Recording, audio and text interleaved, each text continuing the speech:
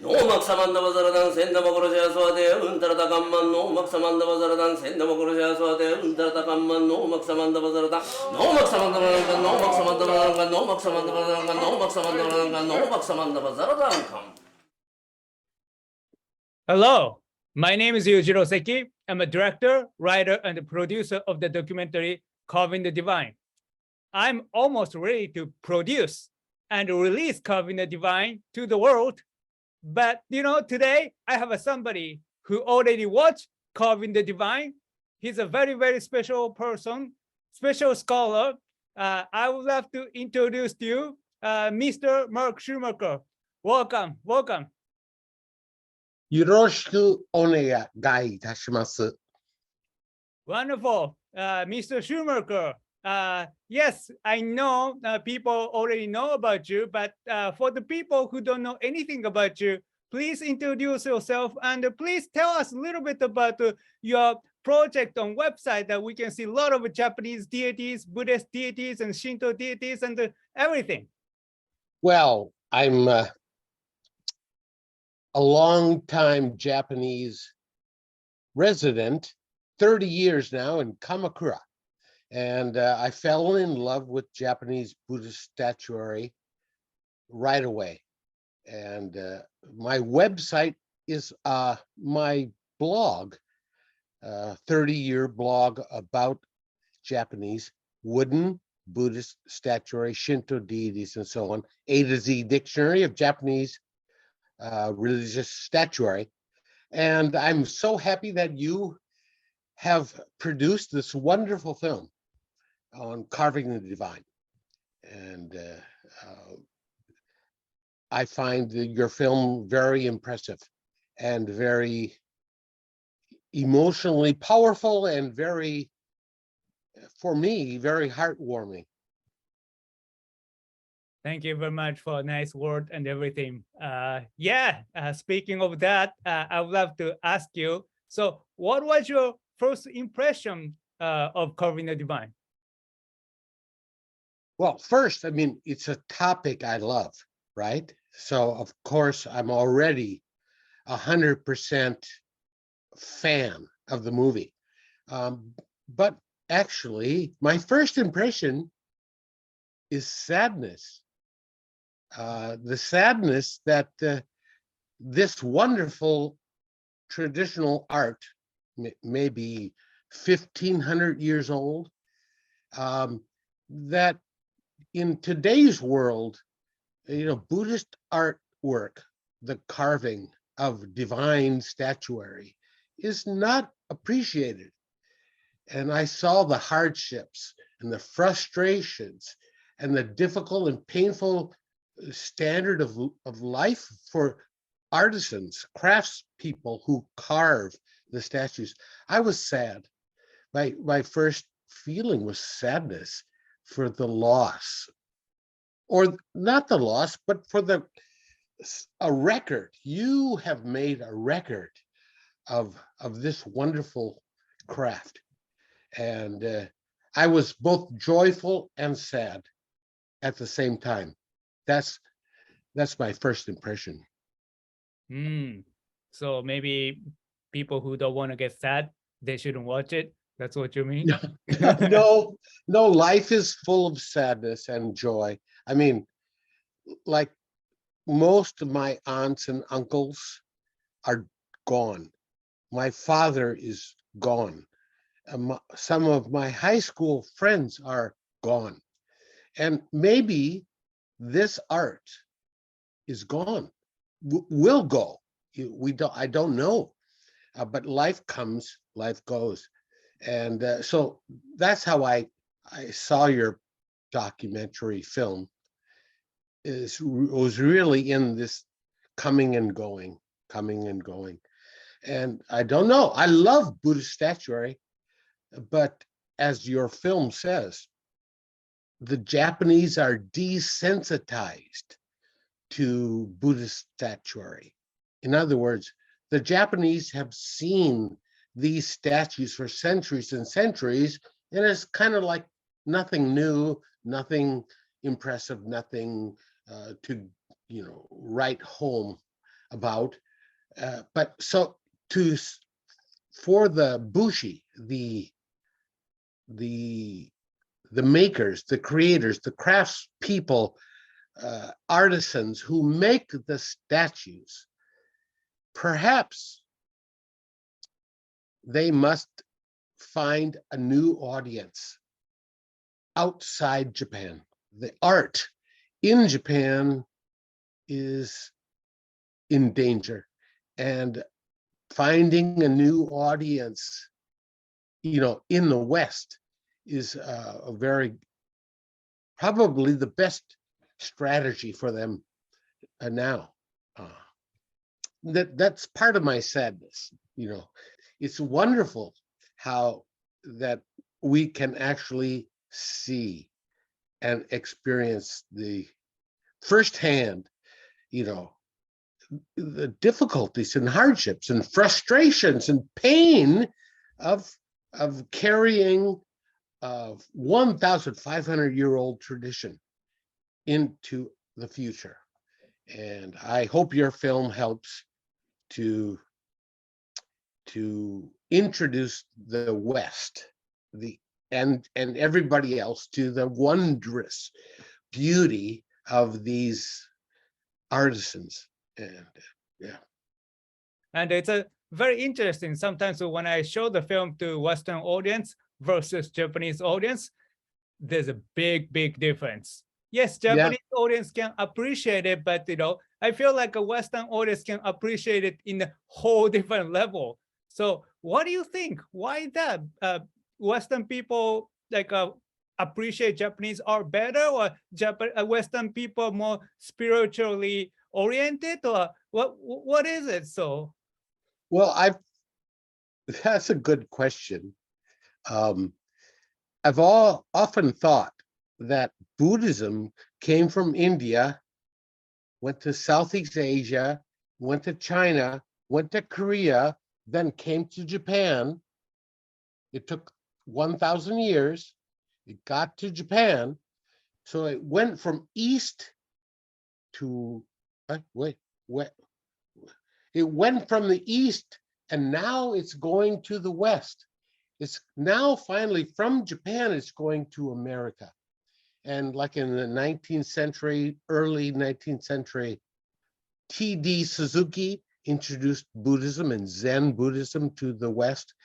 And then a number of very famous Western scholars like Alan Watts brought Zen and Chinese philosophies.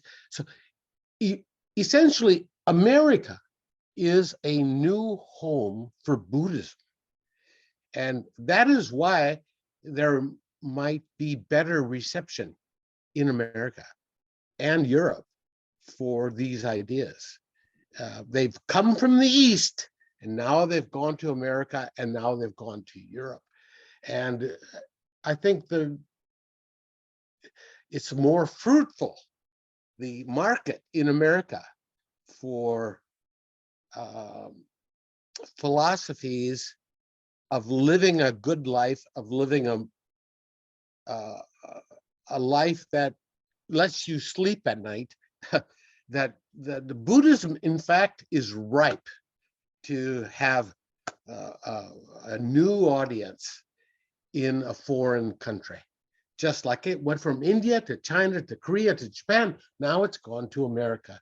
And yes, I agree. I think the artwork may find a new market in America. Wonderful. And the Japanese people love to see their culture being appreciated abroad, and they might see this bushy culture in a new perspective, a new way once they come back. So think of it too, that right now in America, Japanese food is really popular. Japanese recipes and sushi and sashimi and tonkatsu, you name it. And also my company, we sell Japanese sake. Japanese sake is also a dying tradition in Japan, the Japanese drink more beer, they drink more wine, they drink more cognac, they make gin and tonics, chuhais. And sake, the traditional drink of this country, has died.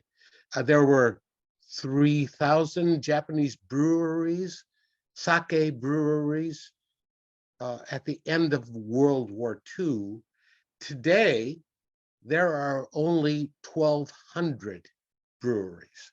So more than half of all the breweries are gone. Gone. Oh, wow. And the only way to keep the tradition alive is to export and for sake, right? So it might be the case for Japanese statuary. However, I think people enjoy drinking more than they enjoy religious statues. I do completely agree. Yeah. But definitely, so yeah, we would love to find a new audience, and we want to export our old tradition back to Japan so that Japanese people can appreciate it again. So that's one of the objectives that we have. So I wanted to ask you, so how can you relate carving the divine to your own life? I know you mentioned a little bit about it, but how do you express impermanence of life and the things that you can find something beautiful, but something not beautiful, like ugly? So I don't know, like what to express this, but any thought? Well, I mean,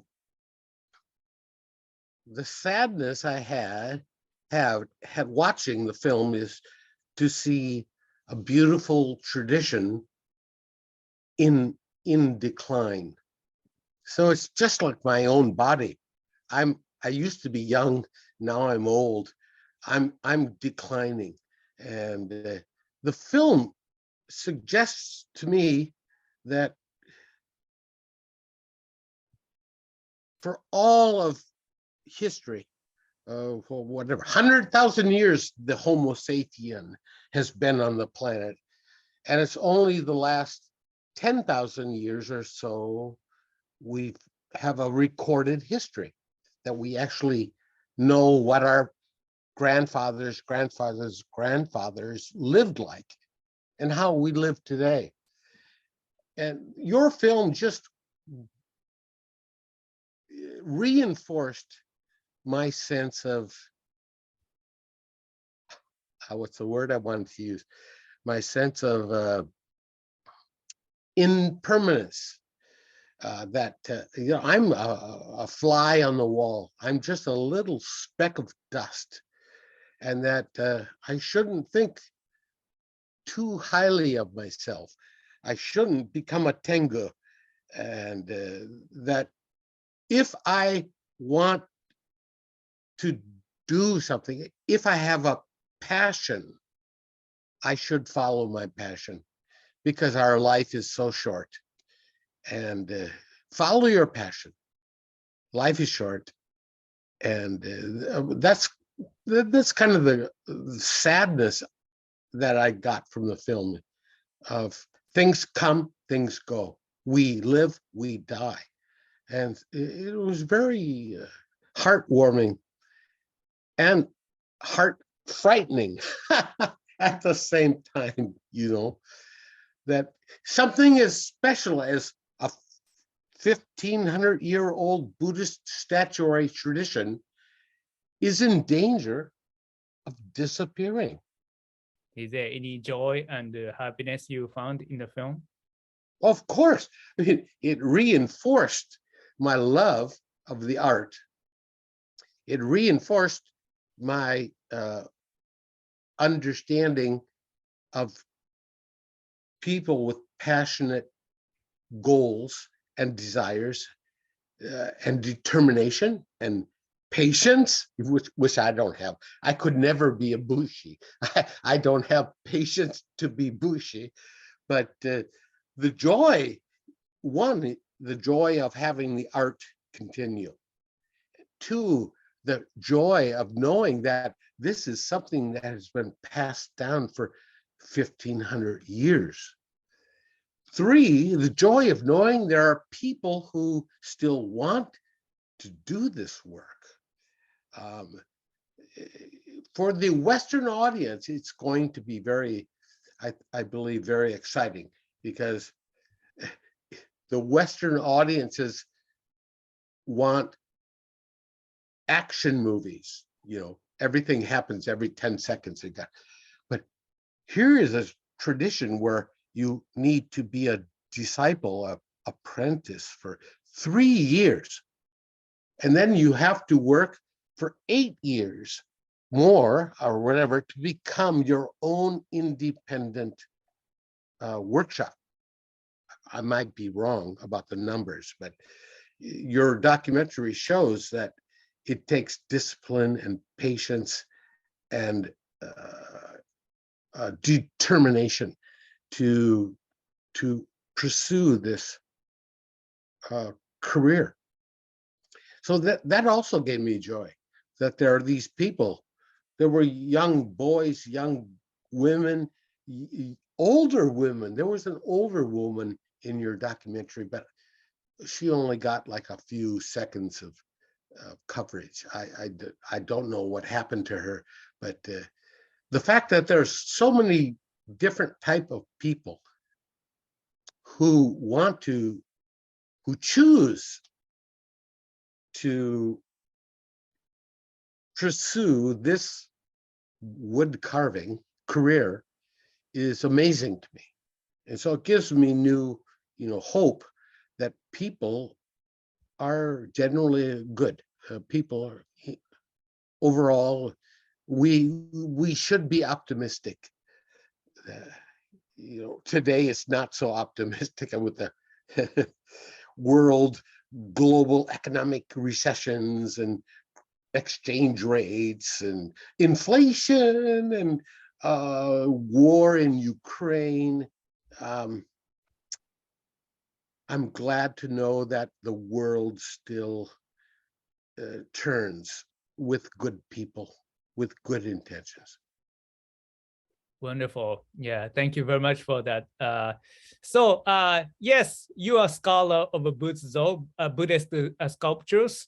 And I was wondering, so what is Butsuzo anyway? And how can people learn about the Butsuzo from documentary? Well, they can go to your page where you've made, I don't know, 40, 50 podcasts with me, where they can learn the categories. And but the best way to start is just go to a museum. Go to the New York Metropolitan Museum, go to the Cincinnati Museum of Art, and look at the statues. And if you have a calling, if you love this artwork, you will understand it. You will want to learn more. And I mean, for me, I didn't become a lover of Buddhism at all. I mean, I fell in love with the statues. My first encounter was the Sanjusan Gendo in Kyoto, which has 1,000 statues, life-size statues of the Kannon Bosatsu, the goddess of mercy. And around the backside, there were life-size statues of 28 guardian deities, some with bird heads, some with fierce, wrathful faces, some 3-headed deities. And I just said, wow, this is great. What is this? And these statues are 1,000 years old. And they frightened me, and they entirely engaged me. I said, why did people make them? What do they represent? Who are these people? Who are these statues? And that's how I started, by simply seeing them up front, face to face. So a museum, I think that's the best way to to generate interest in the statuary. So what can people learn from it by watching Carving the Divine? I thought you said this was going to be a simple and easy interview. Let's give it a try. Let's give it a try. Yeah. What can they learn? Well, everybody is different, and everybody learns a different message. And for me, the message was do what you want to do, even if it's painful and hard and requires years of determination.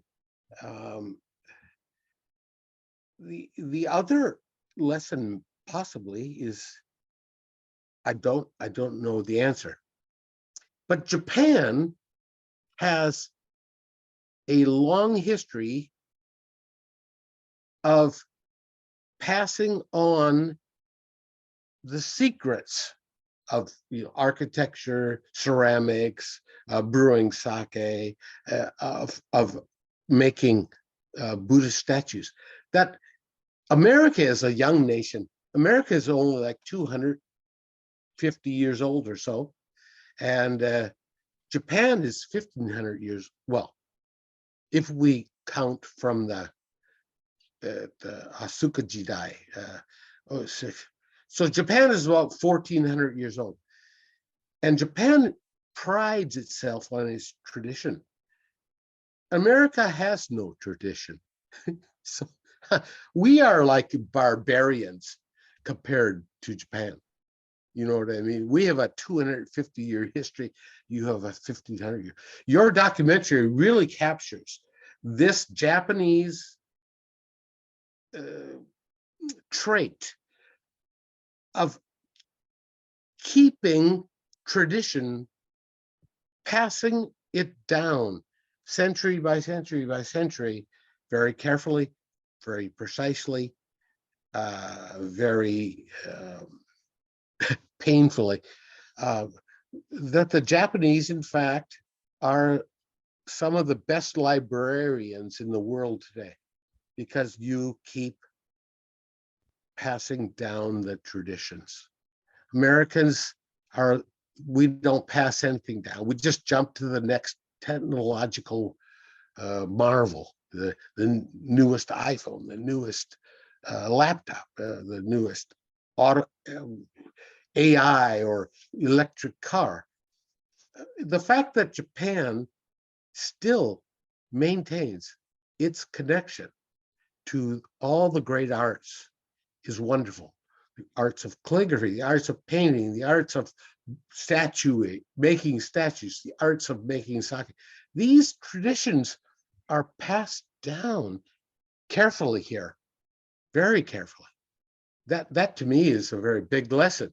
America does not have this culture of retaining the good from just keeping all of the best lessons learned and just passing them along. Wow.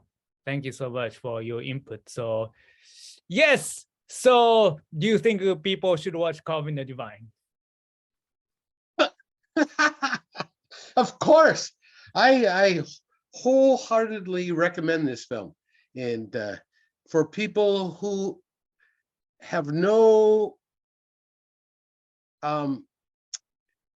outside interest in Buddhism, it's still a good. The film really introduces Japanese culture, as well as the Buddhist culture, as well as the craftsmanship and apprentice-master relationship. I think for any, I'm going to sound very bad here, for any educated American or any educated person with an interest in culture and language and literature, this film will be a very wonderful film. as I said before, there's a lot of Americans who will have zero interest in this film. But That's encouraging. So thank you for your honesty. no, I mean, because your audience is like your topic, it's very limited. And and plus, you want a viewer or a viewership of people who are sensitive and educated. You don't really care about those people who aren't sensitive and aren't educated. That's not your audience. It's not. There are actually enough people for you to be famous. Well, definitely, if I wanted to be a famous, I would have never started making movies about the statuary. I tell you that. But yeah, thank you for your input, and thank you for your recommendation and the endorsement. And I truly appreciate years of collaboration with me for the Carving the Divine TV. And yeah, thank you so much today for coming and talk about the Carving the Divine today. Thank you, Mr. Schumacher. Please forgive my long-winded talking. No, that was great. So thank you so much. Okay, rock and roll.